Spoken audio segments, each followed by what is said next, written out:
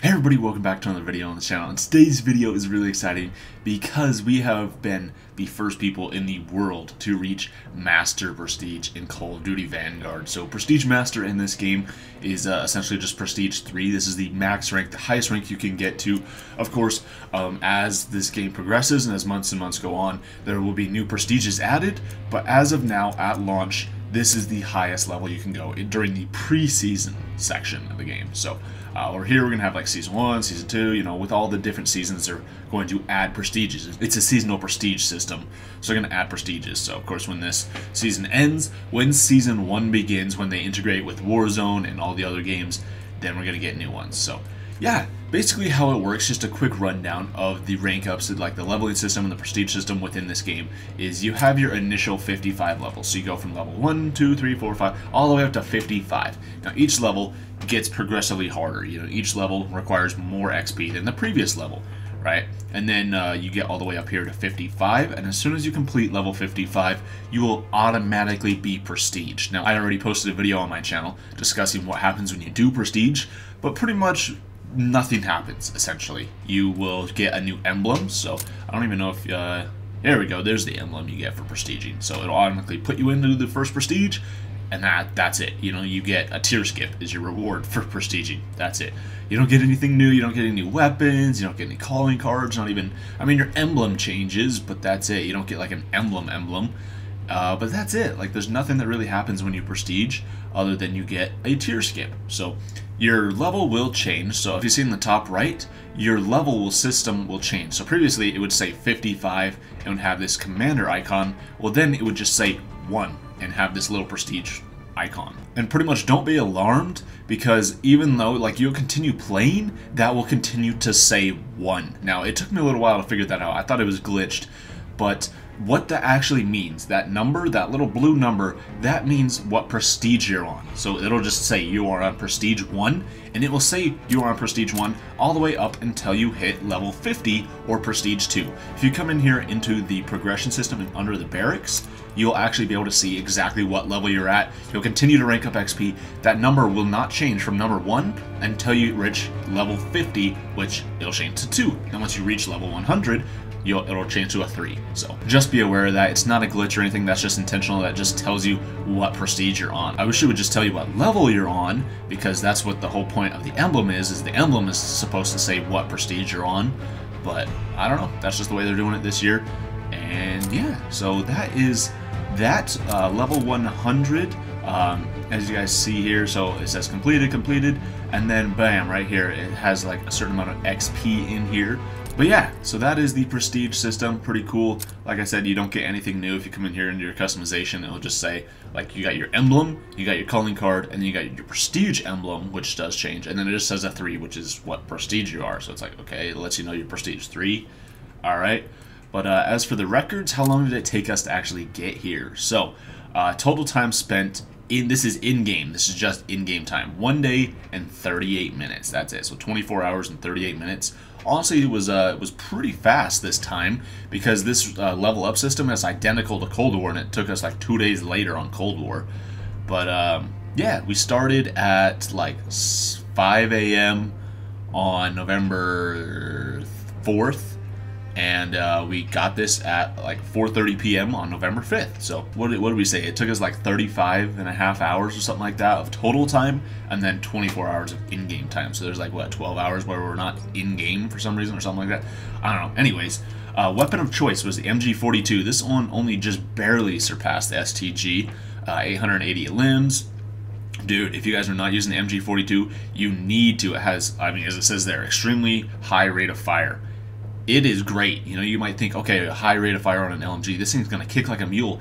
Nope, just put like these specific attachments on it. Dude, this thing is a laser. It just hoses bullets, but it has no recoil either. It is fantastic. So I had somebody on my stream yesterday saying that they wanted to see class setups, on what class setups were best for reaching Prestige Master and stuff. So I'll have a video about that coming either later in the day or early tomorrow, so make sure you guys check that out. But the weapons we have here, we got, I'm not sure what the order is for this one, but we got like 1911, 3-line rifle, all these ones. There's a lot of weapons in here that we did not actually end up using. Pretty much a lot of the shotguns, melee weapons. I tried to use the riot shield for a little bit, but honestly I did not like that one bit. It was pretty bad. Didn't use any of the launchers. STG, here we go. So I had 727 limbs with this one. Since it's like the very first weapon you unlock, you know, it's like everybody's using it. It was something that kind of bothered me a little bit while we were playing on the stream, is everybody would either use the STG or the MP40, and that was it. But as soon as I hit level 55, I wanted to use this weapon, the Volkssturm, dude. This weapon is so good. This was actually one of my favorite weapons to use in World War II, and so I saw it was in this game, and I was like, ooh, I loved that weapon back in World War II. I can't wait to try it out in Vanguard, and I gotta say, it is just as good as it is in Vanguard as it was in World War II, so really happy about that. I loved using this. This was fantastic. Lethals pretty much only used the MK2 frag grenade, and eventually I switched to the Gammon bomb just because, you know, I was sick and tired of having to cook it all the time, and I want to try something new. We didn't end up using any of these other ones. Tacticals, we used a stim for a little bit. I switched that up on one of the classes, but we pretty much just used the stun grenade. That was it. Field upgrades, just used the jammer and the supply box and nothing else. Tac insert, dude, I'm kind of glad this is back, but didn't end up using it. On our way to Prestige Master. Attack dogs, didn't use that. Bombing run. We used one counter spy plane. Interesting. Death machine. Oh, I used that death machine. That was me who ended up using that. Glide bomb, bunch of those. Guard dogs, intels, local informants. Oh, that's like the orbital VSAT one, huh? Yeah. Spy planes, strafing runs, and the war machines. Okay, and then as for game modes in here, we did not play any Champion Hill. It's not a bad game mode. I just don't know if it's really that great for XP. So it's like, well, we want to try and rank up fast, so we're only going to play like objective modes where you can rank up fast. So that would be like Domination. Domination's a really good one in here. We didn't play any free-for-all. Hardpoint played this quite a bit. Kill Confirmed. I took Kill Confirmed off the search right off the bat just because I don't really love it. And for some reason, the last like 5 years, Kill Confirmed spawns have been terrible. See, it was great back in Modern Warfare 3 and Black Ops 2, but after that, Kill Confirmed has just been bleh. So I took that off the search literally right when I started playing this game. Search and Destroy, didn't play any of that, and TDM. So honestly, probably should have taken TDM off of this as well and just done. Wait a minute, they don't even have patrol in here. What? That's one of the new game modes. That's weird. I don't know why they did. Okay, anyways. As for hardcore, I don't know why hardcore's not doing anything. There we go. Hardcore domination and such. Okay. Yeah, so didn't play any hardcore modes.